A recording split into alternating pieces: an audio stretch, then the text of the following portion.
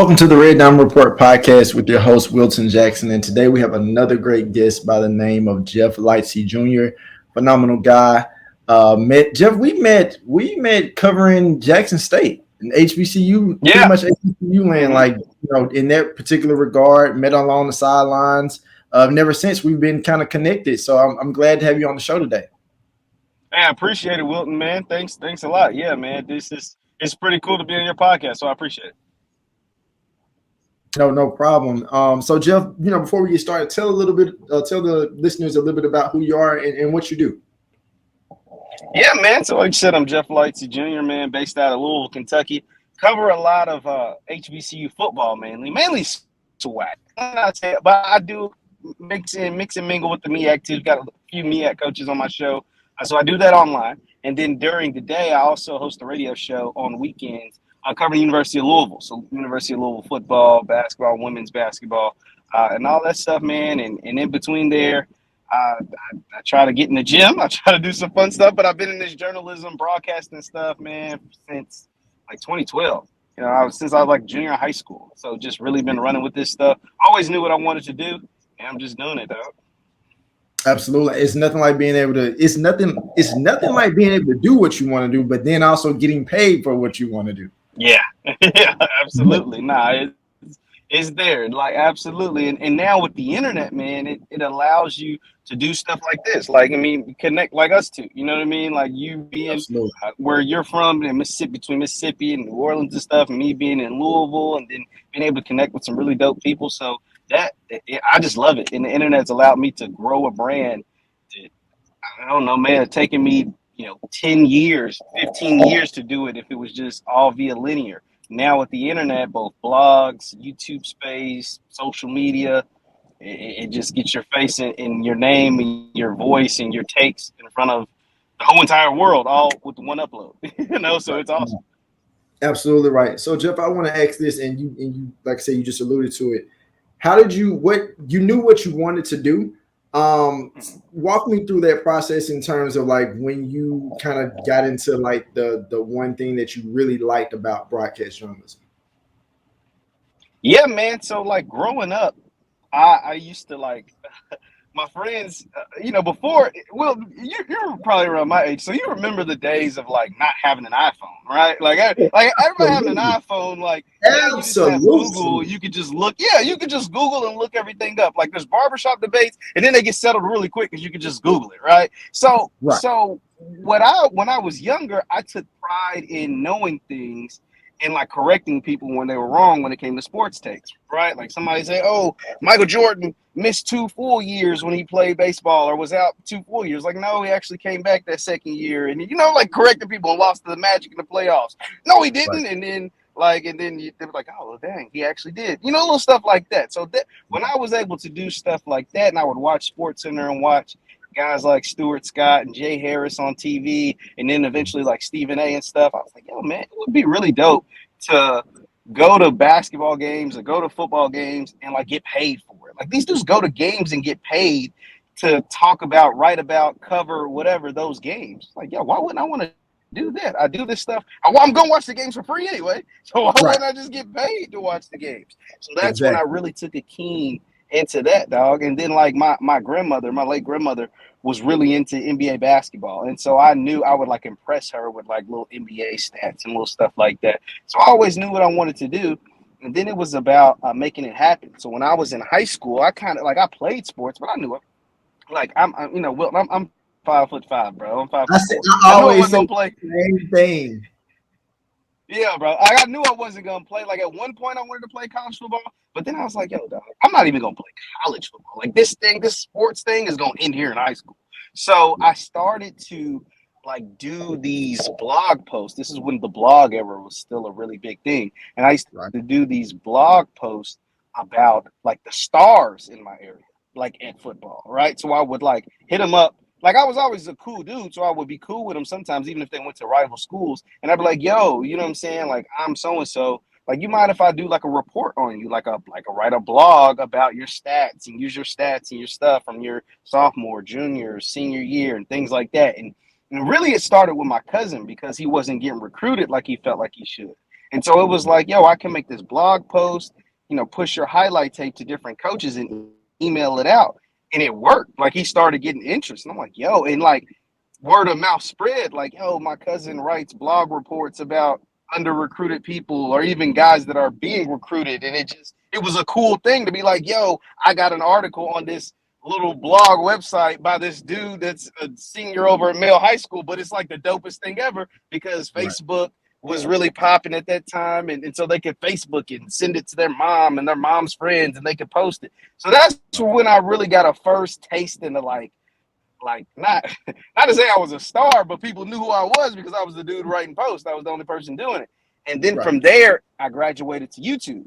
I Yeah. started to like obviously there was the time where people, this is like 2012, around 2012, 2013, people were like really going viral, like on YouTube, doing just stuff. So I was like, yo, why don't I just post YouTube videos of me talking about not like these high schoolers, but like the national stuff, like do what Stephen A and Skip were doing every day on TV. I started doing that, and that was getting a little bit of traction, not nothing crazy, but it caught the attention of one of my mentors named Dr. Boyce Watkins. Now, Dr. Boyce Watkins was really big in the internet space. Like he was already like he had Your Black World, which was like one of the biggest independent Black websites in the country, right? Like he was going on CNN and Fox News and stuff because he was a professor at Syracuse at the time, and then he had the Black Business School, so he was like really, really big on the internet already, and he Right. would see my stuff because him and my mom, ironically, went to high school and college together. So they go to high school and college together. He sees my stuff because my mom, being a proud mom, just posts all my stuff. But he actually is like, yo, this is dope. He's like, yo, this is actually really good. Like, I want to get into, he's more of an educator, a finance guy, but he wanted to get into the sports world. But he didn't watching game man. So he's like, yo, I'll shoot you a couple of dollars or whatever every time, you can do this. And I was like, yo, Dr. Boyce, like, I like writing. Like, I'm good with the blog stuff, but I think this YouTube stuff is really going, like, it's where stuff. I mean, he was like, okay, but we make a lot of money writing blogs here. So I need 250 words. You know what I mean? Like, you can do the video as a bonus, but, like, we need those words. And it's crazy. Like, now, looking back on that, like, this is, like blogs almost no longer exist. It's all videos, right? It's all videos. So that's how I got like my first taste of and with him posting my stuff, especially YouTube or even the blog post, I was going from getting like 50, 100 views, 200 views was like a big thing, whether it was on the blog or on the videos, to like 2,000 views, 5,000 views, like 10,000, 20,000 if it was a big enough post. I was like, whoa, okay, I ain't never seen the numbers like this. Now it's people like across the country reach to me, like they go to get on like their platform or whatever because of Dr. Boyce. And so that's what's slowly but surely developed into what I do now. I owe a lot of it to him, man. He helped me put me on a platform that I feel like I eventually would have got there, but it kind of expedited the process. So that helped a whole lot. Absolutely. Let me ask you this, because I often sometimes hear when I was coming through and still as we're still matriculating through this industry, the idea of that, sometimes you still, well, not sometimes, all times you have to remember it's still a job, but at the end of the day too, you also have to have fun doing it. And I think now I think about it more than anything, like if you don't have fun doing the job, because sometimes you can, for me, when I'm looking at sports and I'm around people, kind of like yourself, when you had that ability to correct people, like just in everyday type of talks or bar talk, saying like, "Hey, this player did this," and it's like, "No, they didn't." But you have those moments where it's just like, because you do it so much, like it sometimes you take yourself out of it. You take yourself out of like the fun in the situation because you have to look at it objectively. So I want to ask you this: are there moments where Jeff is like, I really love this particular sport, or I just really love all sports in general, or I'm really just like I'm kind of being objective from it? Like, how do you differentiate the two? Yeah, so now in the space, now that I'm more in an opinionated based space, it helps a lot. Like, so when I was like, I went to college and I covered teams for like my school newspaper or my school radio show or TV show, and you had to be like just tell it how it was. And Right. when I got into like the internet space, it allowed me a more free flowing, like an opinion style thing. And so now it helps a lot that I'm in that because I don't feel like I'm handcuffed. At those times, I felt like, yo, I can say what I want, but I can't step on anybody's toes because I do like represent the school or work for the school. You know what I mean? Like, so I couldn't really be critical of a coach if I felt like he was doing a bad job. I just had to tell the story and let the fans, or Exactly. when I was in local broadcasting, you couldn't be too critical because these coaches might walk into your office, and if this coach don't give you no interview, then you SOL. You know what I mean? Like, if you was too hard, like you can't talk to this coach, or they won't allow you to talk to their players. And so now Right. that I'm more of an opinion-based space, it helps me a lot in that sense because I can say what I want. You know, and I can say what I want. I'm not really handcuffed. I do also try to be careful because I cover a lot of college sports. And even though they're getting paid, these are still young athletes, right? Like, these still aren't professionals, even though they get money, NIL or whatever. Like, they still aren't professionals. So I don't try to criticize players too hard. Like, I'm not going to call a college player trash or a bum or whatever. Like, I don't even try to do that with pro players, but I definitely wouldn't do it to, like, no 19-year-old. You know what I mean? At Yeah. one point, me and the college guys, when I started this, yeah, we were the same age. Now I'm a lot older than them. Like, now my younger Yeah. siblings are older than them. You get what I'm saying? So look, I don't want to Right. be that old dude calling some young cat a bum. I'm like, what does that look like? That looks one is That super unprofessional, and it's that just young player is tacky. gonna remember that. Absolutely. Like, come on, bro. And it's just like, you know what I'm saying? At one point, I'll have kids, right? And if my kids, are any kind of talented at a sport, what do I look like being almost 30 years old calling an 18, 19, 20-year-old kid trash or saying he's garbage or a bum or whatever? Now, the team might be trash. I might talk about your team. The Yeah. coach might be trash. I get on the coach. I'm not going to get on. I'll say, yo, he didn't play well or he wasn't very good this game. I'm not gonna hurl personal insults at anyone. Like that. That to me that's super tacky. So those are the ways I kind of like maneuver around that kind of space. Got you. Understood. Let me ask you this, and because you mentioned, I thought that was interesting. You said that your late grandmother, kind of helped Mhm. you or navigated you through the process of sports. Like, what were some of the earliest things that you guys kind of had a connection with, as far as like from a sports perspective? When it came to sportsmen, she loved basketball. Like I was a big, my favorite basketball player ever is Kobe Bryant, right? And my granny loved Shaq. Oh wow! So like my granny Wow. loved Shaq, man. She loved Shaq. She loved Shaq and Michael Jordan, and I love Kobe. And so like Mhm. Michael Jordan was the guy who used to always say Kobe's better than Michael Jordan. He's not, but that's what I thought. He's my guy. And then Yeah. Shaq, he Kobe and him had a beef. So it was like, come on, Granny, like you riding with the wrong team, man. Like we used to like, you know what I mean? Like, come on, girl, like you're Yeah. not seeing the light. And then when Yeah. Shaq won that championship with the Heat, it was hard because like he's Mhm. in. I'm telling you, he's better than Kobe. Like he winning with the young boy, which was D Wade at the time. You know what I mean? Exactly. So Exactly. and Kobe came back, won the championship. So it was beautiful to watch like see basketball games over my granny's house. Or like one vivid memory I have is watching because we didn't always watch a lot of college games, but we watched the national championship between Kansas and Memphis. I was there at her house watching the game. Clinic national When championship. yeah, when he hit the shot, when Chalmers hit the Right. shot, it was like, oh my God. Like I remember exactly where I was at. So it was like those things that I like hold dearly because like she was really into basketball. She didn't know every player, she didn't know everything that was going on, but she knew the game and she knew she enjoyed watching the game. And her biggest reason for watching the game, that's why she loved Michael Jordan so much, is because of Michael Jordan. And so like I found respect obviously for Michael Jordan, obviously for the game of basketball, and a lot of that is due to her, man. Absolutely. That's unique. I haven't heard that one about, the grandmother's connection to, having that connection to sports and that drawing that interest of sports. I didn't get a chance to spend that much time with my grandmothers that much, but I feel like if they knew who the person I would become now, I probably mentioned some sports to them. They might not know exactly what I'm talking about, but Yeah. they would know that I was, excited about that though. But I want to ask Mhm. this.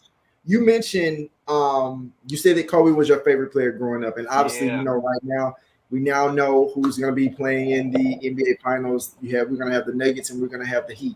And I can remember, overhearing some conversations about the play of Jimmy Butler in this playoff, in this postseason period. Could you potentially compare what he's doing in this postseason to the likeness of, you know, Kobe's, you know, Mamba mentality.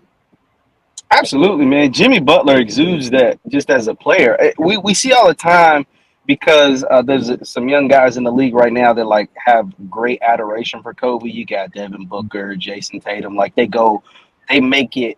Oh, you know, they really let the world know that Kobe's their guy. Kobe talked to them. He was their favorite player, whatever. But their styles, their personalities doesn't really fit that Mamba mentality. It's not against them. They're great players. They're, you know, all NBA players, all stars, all that. But Jimmy Right. Butler, he has never come out and said, "Yo, Kobe's my guy, Jordan's my guy." But he most exudes that out of any player in the NBA, just based Right. off his mentality when he talks about the game, the way he talks about the game, and then what it took for him to get to the league. Like Jimmy Butler never won. Like he never wanted to play in the NBA. I don't know how much you know about the Jimmy Butler story, but Oh, dude was kicked absolutely. out of the house. Like, dude Very had to go to familiar. JUCO. Yeah, like, you know what I mean? Like, went to JUCO. Like, his thing with JUCO was like, yo, just to get a scholarship. Like, he was happy with just getting a scholarship and playing college basketball. But then to get, you know, go in the first round of the league and to really take the league by storm from a non-traditional college in a non-traditional way with the non-traditional cast of characters in Miami. I mean, outside of Bam, with Hero being hurt, you're playing a bunch of guys who are undrafted, and to No do it one. the way he's done it, come Yep. on. No, I was just gonna answer your point. No, I don't think anybody thought that this Miami team that we're watching now unfold. None of us thought in the beginning of the playoffs that it would be this way. Not at all, man. And then like they want to discredit the bubble so bad because of LeBron or whatever, but Jimmy got Right. got the same heat, the same team to the championship then, and all he does now as an 8 seed after losing a playing game Right. as an 8 seed, taking them all the way to the finals, you know, beating the 1 seed with Giannis. Now Giannis, oh, he missed a game or two. Yeah, but he played at the end and they still took care of business. Then you take care of Exactly. business against the higher seeded Knicks. And then you take care of business against the higher seeded, what everybody's telling me, the better team, more talented team in Boston. And it's all based off the fact that they have Jimmy Butler. Now, don't get me wrong. The other guys, Caleb Martin, Struz, Gabe Vincent, those guys stepped up. Like they played great. They haven't been playing like undrafted guys. But Right. this thing, you know, starts and ends with Jimmy Butler, and that's what's beautiful to see. Bam obviously is playing well, but this thing starts and ends with Jimmy Butler. You take Jimmy Butler off this team, we're talking about a team that would have been in the Wemby sweepstakes, right? Like so, instead of that, they're going to the finals. So that's like, yo, that says a lot about him, and he definitely exudes that Mamba mentality, man. That's why, like people, and just like Kobe, just Kobe's more talented. Uh, they say, you know, he rubbed some people the wrong way. That's what got him out of Philly, got him out of Minnesota because he would rub people the wrong way. But the thing with Jimmy is like, yo, you get paid to be in this league. You get paid handsomely to be in this league. So the least you can do is show the game some appreciation. The least you can do is show up to work in shape, on time, compete, looking to win. And with some of those teams, in Minnesota with Cat, you know, he got heads with Cat and Andrew Wiggins. In Philly, it was Ben Simmons, and they say he wore out his welcome. But part of that is because, you know, those teams or some of those players or whatever, you know, they was cool with just cashing a check. They didn't really think like, oh, we're the Timberwolves, we can't really compete, or oh, we're the Sixers or whatever. We'll compete when Ben is ready. Jimmy's like, no, we can compete right now, and I can Right. prove to you way most talented team, you can still win. And he's proven that right in Miami. Absolutely. Absolutely right. When you look at the series of matchups that are coming up against Denver, how do you gauge Miami's chances of potentially playing against Denver? Because this is a Denver team, man, like that, you know, They're good. for people who really watch basketball. And when I say this like this, I mean like because some people have this notion of, well, Denver plays in a market that doesn't get seen a lot on TV, and we don't get a chance to see Jokic like that. But I think for real basketball fans, if you're a fan of the game, like these last 2 seasons of him winning MVPs, like this season shouldn't have been your first season watching Nikola Jokic, in my opinion. But for some, it is. So considering that this, you know, I'm not gonna even lie.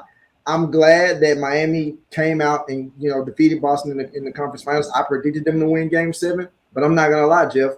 They're getting a very well rested Denver team. Very well rested. And more so than well rested. I mean, this team could be playing off one day's rest. This is a good team, like a good, complete team, man. And like you said, Jokic is not a two-time MVP for no reason. I mean, this dude is good. Like, he is really, really good. And when he is as good as he is, right, and you got your second guy. Like, I don't know if you saw Murray's stat line from the conference finals. He averaged 30 a game on 50-50-90 or 50-40-90. And he was the second guy. Like, you know what I'm saying? So this is a really good team that runs that pick and roll to perfection. Jokic just seems to the Joker always just seems to make the right play at the right time. And this sounds silly when I say this because I love talking about this. But one thing about the Joker and Murray, they make shots they're supposed to make. Now, that sounds so simple, right? Like, of course they make. Yep. No, I'm talking about, like, anything around the rim, he's not missing. Like, those little putbacks, those little one-hand floaters, and then the shots that he's not supposed to make. He makes a lot of those, too. Those behind-the-back, one-leg threes. Like, oh, my God. I think we saw a lot of that from Jokic in that last series. Yeah. So it's like, yo. Like, even when we're like, yo, AD played a perfect game, like, the Joker still finished with, like, 37-15. You know what I mean? Still finished with whatever. And then if you go to series before it took Devin Booker to just play out of his mind to win 2 of those games. And even in those losses, one of them, Joker had 53 points. You know what I mean? Like, he still was just going crazy. Like, this is this dude is really, like, etching his name as like the best player in the NBA right now. Like if they go on to win the title, which I think they will, like he is going to have strong consideration because who would you say the best player is? Giannis, maybe? Well, Giannis went out to this Heat team, and I think Jokic is gonna do damage to this Heat team. And then you already talk about a guy who has 2 MVPs. If he wins the title, he'll more likely have a finals MVP or definitely a championship. And you got LeBron, Curry, those guys are, Durant, they're like on the back end of their career. The ascending players, and some of them are still too young, the Anthony Edwards and the Shai Gilgeous or whatever, Wemby, And then you got the guys who's running the league, which I would say is the Giannis. Well, Joker does a lot of the things Giannis does. A lot of it he does better. And then he's obviously better than Tatum, And then who's who's Luka? He's better than Luka. So it's like, this dude is carving out one hell of a resume that has him, that could see him at the top of the league as the best player in the league going into next season. Even, some people, I heard Jim Rome on TV, on the radio the other day, says he already thinks he's the best player in the NBA. So, and it's going to be hard to argue him not being the best player in the NBA after this playoff run. And I think if they win this finals and win this championship, I think you have to literally say like he's up there top number 1 or top 3 of the players in the league right now. And I think more than anything too, when I look at Jokic, it's almost kind of like he's gonna score, but which one would you rather limit? Would you rather limit his scoring or his passing? And that might seem crazy to most, but it's like, dude, sometimes I think he hurts you more with his ability to pass out of doubles. That's a fact. And like yes, he's gonna get those. He can. We know that he's not gonna be stopped from getting on an average night 30-35. We know that. And with the 12 boards, he's always gonna rebound too. He's always gonna rebound. But like you said, it's when he gets in those triple double territories, when he's like you said, 30 with 14 boards and those 12 assists. Those 12 assists, those be the killers. Because when you get go ahead. Because when you get Aaron Gordon getting 20 points, or Michael Porter hitting 4 threes, or KCP hitting 5 or 4 or 5 threes, or if Murray gets going, if both him and Murray are going at the same time, just good night. It's curtains because there's nothing you can do, and they play a style of basketball. Honestly, there's really nothing you as a team can do. It's just whether they have a bad night or not. You know what I mean? Like, it's nothing. Like, I was watching Jamal Murray just completely dissect the Lakers, right? And then the Lakers finally get him bottled up. just for the Joker to come in the second half and just like, all right, it's time for me to end Take this, over. and then we would go ahead and end it, like in the game, and it's like, yo, and then when he's playing well, he's getting wide open shots, wide open basket cuts by dudes like Bruce Brown and Michael Porter feeling his stuff because he's getting open shots and knocking them down. KCP's hitting open shots, like it's just like that. I mean, they are a handful. Now, what I want to ask you this, Wilton, because I did talk about this on my one of my shows. The way the Joker, his trajectory, right? Like, dude is only like 28, and he's already got 2 MVPs. Now he's got a finals appearance. Say he wins it this year. I think we could be talking about a dude, and there's no reason to think that he's going to be any worse next year. I think we're going to be talking about a guy that's going for that best, like, foreign player title. Like, you got, like, Hakeem Olajuwon, I think, is one. You got Dirk, and then him and Giannis are like the next two guys, right? And if you start itching towards that top foreign player title next to that Hakeem Olajuwon stuff, you're talking about a top 10 player all time. Like you're talking about. So what do you think about that? Do you think Jokic is inching towards that top 10 ranking all time? It sounds crazy to say, but you look at his resume and it's like it's not that crazy. Yeah, when you look at his resume, it's not that crazy. I think that for me, I think that he for sure has to get this title first before he starts the conversation. Obviously, yes. Yeah, like I feel like the MVPs, like, okay, that's the Knicks. That's been the Knicks check mark on, like, okay, you have this. You've been the most valuable player twice. Okay, we know you can do that. We know you can score. We know what you mean to Denver. But when you're talking about, like you said, being in the top players, the top 10 of all time, like you almost have to win that championship for me to even to consider that. And then absolutely. Yeah. And then for me after that, now this is just my preference. I want to know, can you do it again? Now, there been players that have gotten, have been that we've considered the best of all time that have won one championship or two championships or don't have as many championships, say like LeBron or Jordan. I mean, well, yeah, but for someone like Jokic, in my mind, as I'm still learning and watching him grow as a player and cultivating his game over time, I think I would want to see him do it again. Then I could probably firmly state that this is a top 10, top 15 player of all time. Because he's definitely absolutely a showcase for that right now. No, yeah, I think obviously all of this is contingent on them winning the title this year. Like this conversation, if Jimmy Butler and the Heat end up winning the title, then yeah, we can just scrap this part from the scrap this part from the podcast. Like we ain't got. But it's contingent on them winning the title, him winning Finals MVP. This is all just a big what if. Right.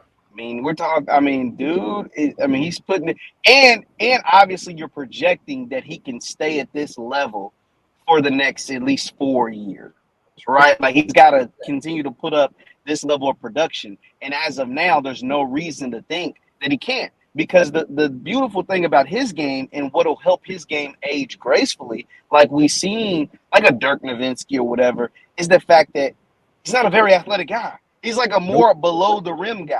See, the guys that we see kind of take just a complete tumble are smaller dudes who are very athletic. And once you start to lose some of that athleticism, your game kind of goes with it, right? With Jokic being a 7-footer and being really like not unathletic, I mean, he probably couldn't jump over a credit card flat. You know what I mean? Like, with him playing that style of game, it's like, yo, why wouldn't he be? He's not gonna shrink. You know what I mean? Like he's not gonna shrink. Yeah.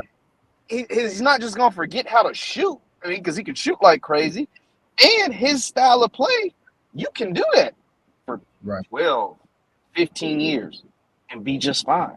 And so it's like, yo, and he plays a style of play, has a style of play that other guys want to go be there because he's not ball dominant. He's not an attention seeker. He doesn't have to take 30 shots a game. Like his stat line is really based off the flow of the game. And it's like, yo, people will want to go play with that. And that's why I'm like, his stuff looking real nice. Like his stuff looking like it could get up there really quick. And with him already having the MVPs to his name, you had a Finals MVP this year at age 28. His stuff starting to look real good. Absolutely, and and I want to kind of echo something you said. The idea of like him not slowing down. Look at just look at what we have seen LeBron and what he's been able to Mm-hmm. do 20 years. Like LeBron hasn't slowed down yet. I mean, there are signs that he is slowing down, but as Yeah, far as looking at him, looking at Kobe, like these were players. At least, like look at Steph. yeah. I don't know. The greats, the all-time greats. These are all-time Right. greats, and so if you're gonna I be in don't that know ring, how. yeah. Mm-hmm. Right. Like I don't know how I feel when I don't see Steph making 3-pointers the way that he Yeah. used to. It might make me feel a certain type of way. But to look at Jokic and what he's doing, like it's incredible. Honestly, I have them like you kind of mentioned as well. I have them beating Miami in the NBA Finals. Some people are saying it's a sweep. Some are saying 5. I think it'll honestly be 6 in 6 games. I Yeah. think that it would be 6. What about you? Man, I think I like really Miami is a really good team, Mm-hmm. right? And they're the best coach. They have the best coach, I think, in the whole entire NBA. I think Spo's the best coach in the league. I think he continues to prove it year in and year out. With LeBron, without LeBron, with Wade, without Wade, like dude just gets it done. Like I don't know. Every year we're talking about this scrappy team in Miami for whatever reason, and the one common denominator they always have is Eric Spoelstra. So they're going to be well coached. It's not going to be for the lack of effort or coaching. I just think Denver's talented. I think Denver is just an avalanche of a team. They just put it on teams. They put it on players, and it's just tough, man. I don't know if Miami has enough. I don't know if Miami has enough scoring because Yeah. Denver can score from so many different ways, so many different players. Like I said, the Bruce Brown, one of the biggest additions this offseason, man, it's coming to fruition in the playoffs, was getting Bruce Brown from Brooklyn. I mean, this dude has been unbelievable in the playoffs. And then their stars have played like stars. Jamal Murray is 100% healthy now. Like it took about 2 years for him to get back where he's at, and he's back and he's better than ever. The Joker is better than ever. And now you're adding guys like Bruce Brown. You're getting healthy contributions from Aaron Gordon. You're getting Michael Porter Jr., who at one point was the number 1 player in high school, was a lot of, a high first round pick. You're getting him Right. to play like that. This Yep. is a heck of a team to beat. And I do think they'll make that. Jimmy and them's gonna fight. They definitely gonna get a game or two. But I think Denver is just too much. And then can't take away the fact. I mean, too, Miami just played a grueling 7-game series against Boston. Now you have to turn around, like you said, the Nuggets swept the Lakers, so they ain't played Right. basketball in like a week. And Yeah. you got to go straight from Boston to the Somehow. elevation in the mountains, a mile high Yep. city, and act like that ain't nothing after playing 7 games. Yo, that's tough, man. That's tough. Yep. And then playing every other night or whatever. I like Denver in this one pretty convincingly in this series. Absolutely. We're gonna switch gears real quick. We're gonna get into some HBCU news and information. And before I get you out of here, but man, we had the time last year of like Man, some really interesting Jackson State football, just HBCU football in general. And like I said, you've been covering it over the last couple of years. And for me, a lot of people may not know. Like I kind of grew up in HBCU world country or whatever because born in Jackson, having gone around Jackson State and been around Jackson State. My mom used to work at Jackson State, so it wasn't just like a hey, Dion's here, and here's it wasn't a fly by night thing for you. Yeah. Oh, no, like this was an introduction to like my love for sports. Period, like HBCU sports. So I wanted to ask you this: how different do you think things will be beyond like Jackson State is getting recruits, Southern getting recruits, Grambling getting recruits, X's and O's coaches, all that's going to come down to where it comes down to on the actual field. But in terms of the nature of HBCU sports next year, how do you feel like it'll be viewed amongst, compared to where it was over the last 2 years? Well, it won't get nationally. It won't get the same pub. I mean, simply because Deion Sanders is a mountain, right? I talk about mountain movers. Like he is a mountain. Just imagine Mount Everest being dropped in Jackson, Mississippi. That's what it was when Deion Sanders was there. And now we're seeing that same mountain be moved to Colorado. I mean, Colorado's experiencing things they've never experienced, let alone since even when they were good, they weren't getting this type of pub. So that's the type of guy that you've now, that's now been removed from that space and moved on to other things. But what I do think is taking place, one thing that, so nationally, I don't think like ESPN and all that stuff, like nationally, they're not going to be hoarding all the Jackson State games like they were last year. But what I do see happening more so in a social space or social media space is that a lot more people are engaged with what's taking place with HBCU sports, whether it's for good or for bad. I mean, all of it's not good. I'm not going to act like it's all good.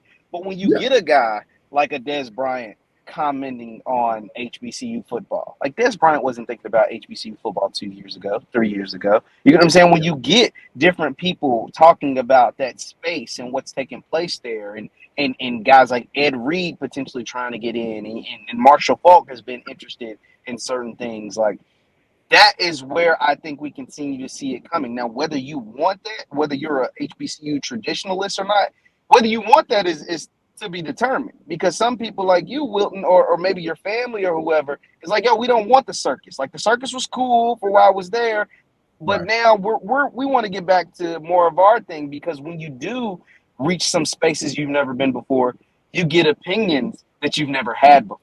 You get takes that you've never heard before. You get people saying things that just have never been said before, right? And a lot of it being wrong, right? I talk about all the time, man, on my show that HBCU, this is why I love it so much, and I'll never leave, no matter what. But HBCU football, specifically football, because that's what Deion shined the light on. HBCU football, a lot of times, is a microcosm for Black people in this country. And so when you see some of the negative takes that you see from people that just have no clue what they're talking about, they're saying that, one, because some of them heard, somebody led them astray, said some stuff that just wasn't accurate. And nobody, And two, that's generally how they feel about Black people in general. Oh, he said they were stealing money. Well, they had to be stealing money. You know why? Because it's the Black school. Oh, he said they wasn't treating them right. Of course they wasn't treating them right. You know why? Because it was the Black school. Now, when there's real other schools out here really stealing money, are really not treating people right, well, it's hard for you to fathom that, because it's this big, prestigious, whatever kind of school. It's not the Black college. And so that's why I'm always quick to defend not just Jackson State, but any HBCU or any HBCU conference in that world, in that space, because I still have people around that are to the fact, right, that don't know what the heck is going on. And now that I've been privileged and been blessed to be in this space, it's like, that's not actually how it works. Like, that's not actually how, because a lot of people don't know. If you're not from Mississippi or Louisiana or, some parts of Texas or some parts of Florida, you won't know. In my city of Louisville, they don't know everything. They just know what they heard Deion say, or they know what they heard somebody around Deion say. And it's like, okay, I get that, because the public at large is going to run with what he says. But in reality, this is what happened. In reality, this is how it goes down. And so in the grand scheme of things, I think the space is in a better spot than it was. And I think what it did do with some of the negative pub that took place, it just brought everybody tighter, right? Like, and how I put it is, with this, and it definitely grew, and this is how it grew. This is how I kind of use the example that HBCU football has grown tremendously over the last 2 years. Say if, let's just use a nice round number, like 1 million people. Say if 1 million new eyeballs over the last 2 to 3 years, 1 million new people were introduced to the SWAC or HBCU football or the Celebration Bowl or the MEAC or whatever. Over the last 2 years, 1 million people were introduced to it just based off the fact of the national publicity that was getting. Now, when Deion leaves, some of those eyeballs are going to leave naturally. Like, they're going to move on to whether it's Colorado or back to their regular scheduled program. They're no longer interested or whatever. Say if it's 50%, right? Or even if it's, let's just 60%, 70%, 80%, right? 90%. But say if it's not that high, but say even if it's that high, that's still 100,000 new. Even if it was 90%, that's still 100,000 people that aren't leaving.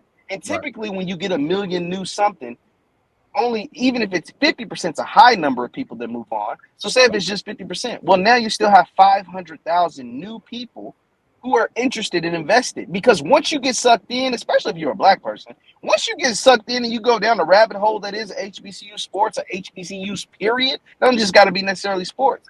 And you learn about the history of a Jackson State, and you learn about the history of a FAMU or an Alcorn or Grambling or whatever. And then obviously you're there for the football, but you get the pageantry More. that Oh, is the bands. You get the pageantry that is the fans, the yep. people. You go to one of the games and see the tailgates. And when I went to Jackson State game for the first time and saw the tailgate, they told me it was only 70%.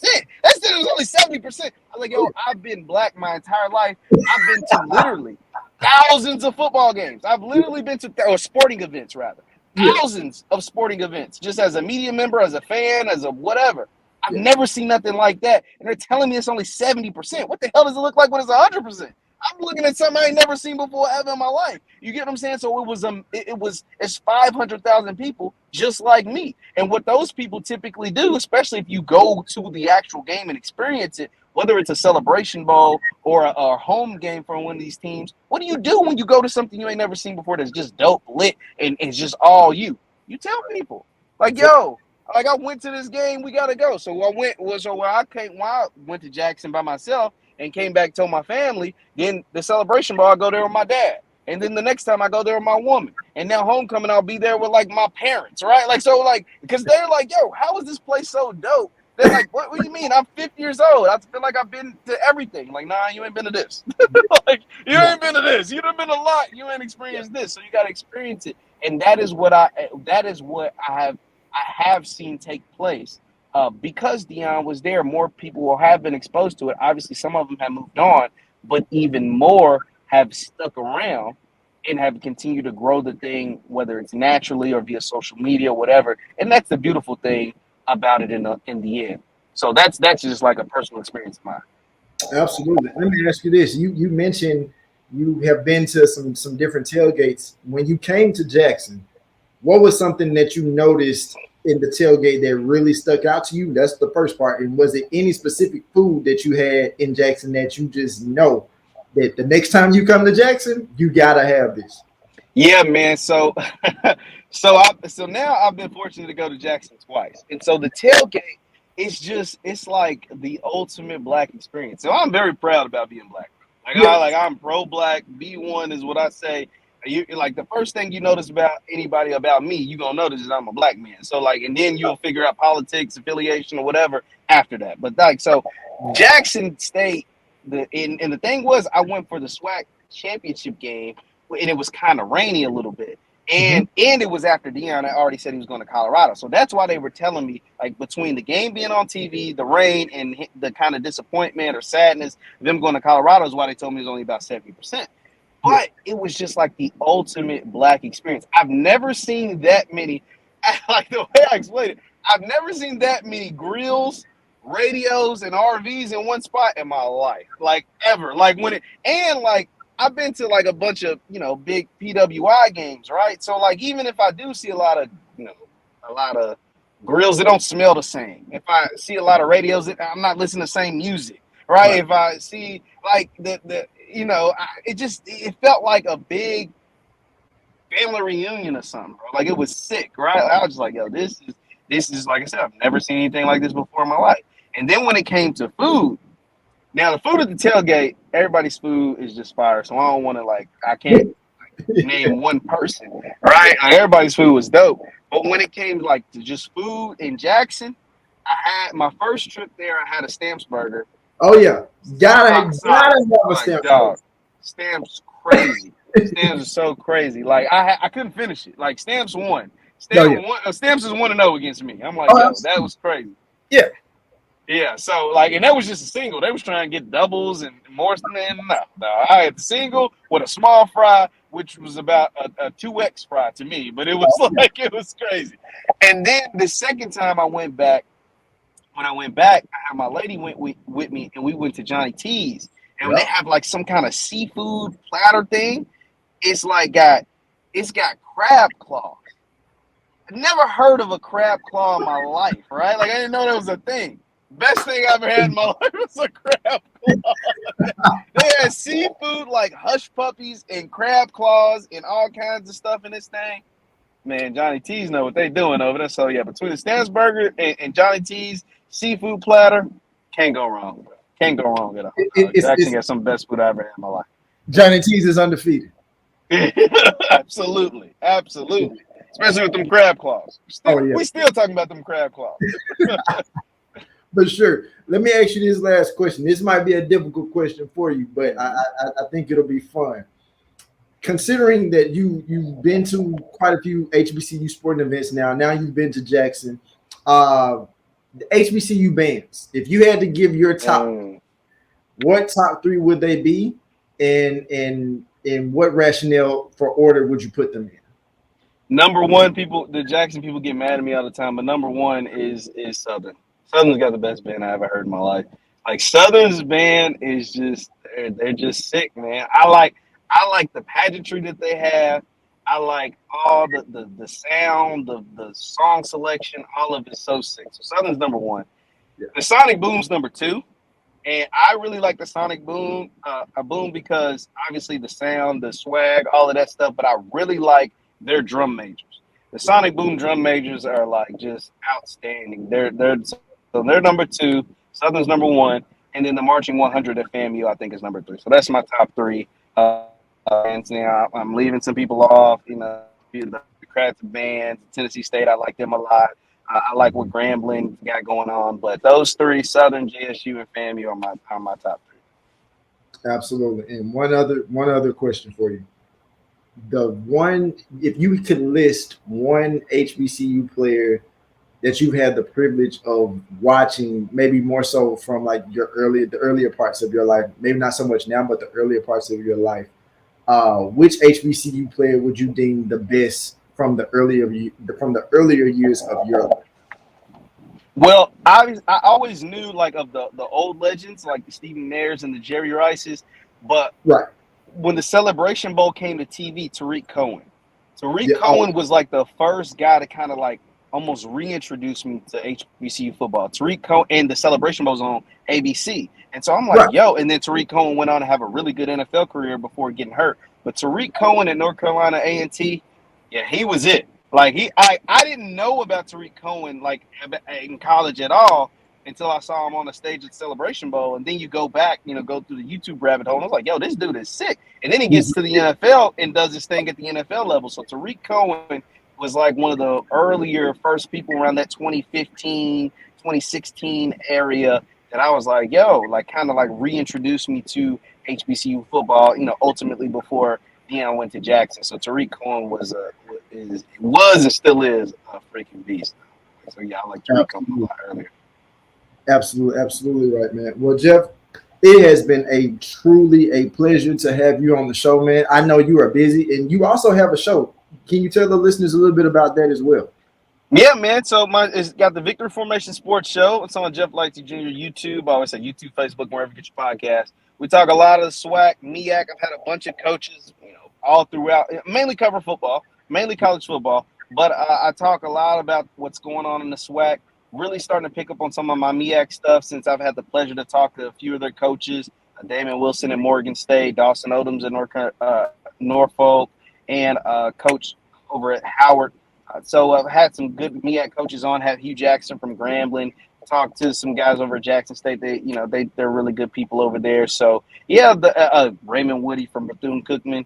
And so yeah, we talk a lot of SWAC stuff. It's kind of a dead period right now. Got the off season going, but soon enough we'll have SWAC Media Days in July and the MEAC Media Days thereabout after, and get ramp up until we're under 100 days from football season. So I can't wait till that comes back because that's the busiest time of the year, both for me and I'm sure for you too as well.